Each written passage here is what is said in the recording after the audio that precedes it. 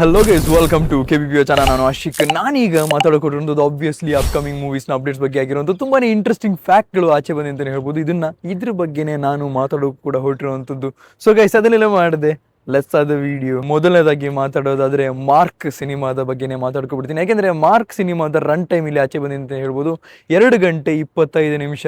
ಯಾವ ರೀತಿ ಫ್ರೇಮ್ ಮಾಡಿದ್ರೆ ನೋಡಿದ್ರ, ಡಿಸೆಂಬರ್ 25ನೇ ತಾರೀಕು ರಿಲೀಸ್ ಆಗ್ತಾ ಇದೆ 2025. ಅದರಲ್ಲೂ ಕೂಡ 2 ಗಂಟೆ 25 ನಿಮಿಷ ರನ್ ಟೈಮ್ ಆಗಿರುವಂಥದ್ದು. ಈಗ ನಿಮಗೆ ಡಿಬೋಸ್ ಸಿನಿಮಾಸ್ನ ಅಪ್ಡೇಟ್ ಬಗ್ಗೆ ಹೇಳೋದಾದ್ರೆ, ಅಪ್ಕಮಿಂಗ್ ಸಿನಿಮಾಸ್ನ ಅಪ್ಡೇಟ್ ನಾನು ನಿಮಗೆ ಇಲ್ಲಿ ಕೊಟ್ಟಿರುವಂಥದ್ದು.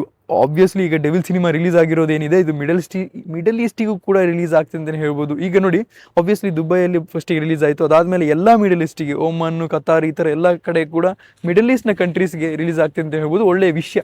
ಯಾಕೆ ಪ್ಲಾನ್ ಮಾಡ್ತಾರೆ ಅಂತಂದರೆ, ಡೆವಿಲ್ ಸಿನಿಮಾದ ಮೇಲೆ ಒಂದು ನಂಬಿಕೆ ಇರೋದ್ರಿಂದ, ಆಬ್ವಿಯಸ್ಲಿ ಸಕ್ಸಸ್ ಆಗುತ್ತೆ ಅಂತ ಗೊತ್ತಿರೋದ್ರಿಂದ, ಆ ಒಂದು ಡಿಮ್ಯಾಂಡ್ ಇರೋದ್ರಿಂದ ಈ ಥರ ರಿಲೀಸ್ ಮಾಡ್ತಾರೆ ಅಂತ ಹೇಳ್ಬೋದು.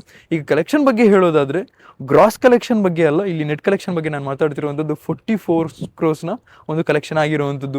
ಆ್ಯಂಡ್ ಇದು ನಿಮಗೆ ಏನಾದರೂ ಕಮ್ಮಿ ಅಂತ ಅನ್ಸಿದ್ರೆ ನಾನು ನಿಮಗೆ ಹೇಳ್ತೀನಿ, ಇಲ್ಲಿ ರಿಯಲ್ ಲೈಫ್ನಲ್ಲಿ ಕಲೆಕ್ಷನ್ ಬಗ್ಗೆ ಮಾತಾಡಬೇಕಾದ್ರೆ ಹೀಗೇ ಇರುತ್ತೆ. ಬೇಕಾಬಿಟ್ಟು ಕಲೆಕ್ಷನ್ ಹೇಳೋದಕ್ಕಿಂತ ರಿಯಲ್ ಕಲೆಕ್ಷನ್ನ ಹೇಳುವಂಥದ್ದು ತುಂಬಾ ಇಂಪಾರ್ಟೆಂಟ್ ಆಗುತ್ತೆ ಅಂತ ಹೇಳ್ಬೋದು. ಅಪ್ಕಮಿಂಗ್ ಸಿನಿಮಾ ಇರುವಂಥದ್ದು ಏನಿದೆಯಲ್ಲ, ಅದು ಶ್ರೀನಿವಾಸ್ ಡೈರೆಕ್ಟರ್ ಜೊತೆ ಆಗಿರುವಂಥದ್ದು. ಗೋಸ್ಟ್ ಸಿನಿಮಾ ತೆಗೆದ್ರಲ್ಲ, ಆ ಒಂದು ಡೈರೆಕ್ಟರ್ ಜೊತೆ ಆಗಿರುವಂಥದ್ದು ಅಪ್ಕಮಿಂಗ್ ಸಿನಿಮಾ. ಅಂದರೆ ಇದು ಸ್ಟ್ರಾಂಗ್ ಬಸ್ ಇರೋದ್ರಿಂದ ಆಬ್ವಿಯಸ್ಲಿ ನೀವು ಪ್ರೇಮ್ ಎಕ್ಸ್ಪೆಕ್ಟೇಷನ್ ಇಲ್ಲಿ ಇಟ್ಕೊಳ್ಳಿ.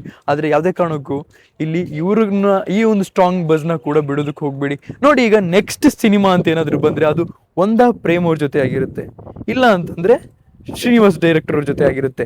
ಆದರೆ ಸಿಂಧೂರ ಲಕ್ಷ್ಮಣ ಇದೆಯಲ್ಲ, ಅದು ಸ್ವಲ್ಪ ಹೋಲ್ಡ್ ಆಗುತ್ತೆ. ಪ್ರೇಮ್ ಅವ್ರ ಜೊತೆ ಇಲ್ಲ ಶ್ರೀನಿವಾಸ್ ಅವ್ರ ಜೊತೆ. ಅಂದರೆ ಸ್ಟ್ರಾಂಗೆಸ್ಟ್ ಬಸ್ ಇರೋದನ್ನ ನಿಮ್ಮ ಮುಂದೆ ಇಡ್ತಾ ಇದ್ದೀನಿ ಗುರು.